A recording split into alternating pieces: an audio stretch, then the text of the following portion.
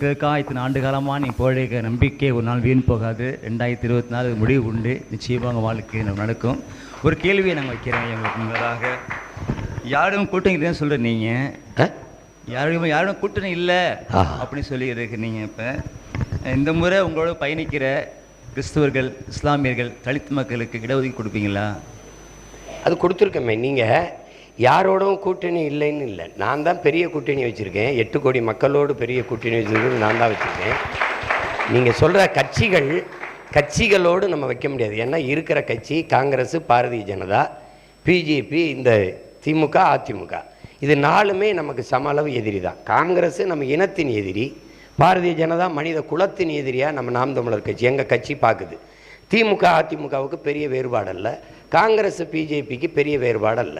எந்த இடத்துலையுமே ஒரு கொள்கையிலையும் மாற்று இல்லை. பிஜேபிக்கும் காங்கிரஸுக்கும், திமுகவுக்கு அதிமுகவுக்கும் கொடியில் வண்ணம் மாறும், கொள்கையில் எண்ணம் மாறாது.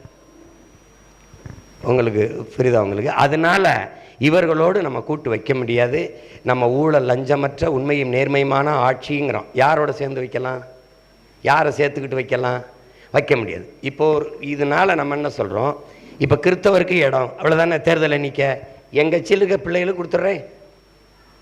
இந்த நிற்கிறது என் தங்கச்சி நிற்கலையா, இந்த என் மகன் ஜேக்கப் நிற்கலையா? இஸ்லாமியருக்கு இடம் 12 இடம் கொடுக்குறோம், 12-11 இடத்துக்கு மேலே கொடுக்குறோம். என் கட்சியில் இருக்க பிள்ளைகளுக்கு கொடுக்குறோம். மற்றவங்க என்கிட்ட சீட்டுக்காக வருவாங்க, என் கூட நிற்கிற பிள்ளை இந்த நாட்டுக்காக நிற்கிதுங்க, அதுகளுக்கு கொடுக்குறேன். கூட்டணி இப்போ நீங்கள் வருவேன், சீமா கூட நான் வருவேன்னு சொன்னால் கழுத்தை பிடிச்சி தள்ளுறதில்ல, வாங்கங்கிறது தான். ஆனால் யாரும் வரமாட்டாங்க. ஏன்னு கேட்டிங்கன்னா, நாம் சொல்கிறதில்ல. இப்போ ஆடு மாடு வளர்த்தலை, வேளாண்மை செய்தலை அரசு பணியாக மாற்றுவேன்னா சிரிக்கிறான். ஆனால் சிரிச்சிட்டு போய் பால் தான் குடிக்கிறான், கறி தான் சாப்பிட்றான். புரியுதா?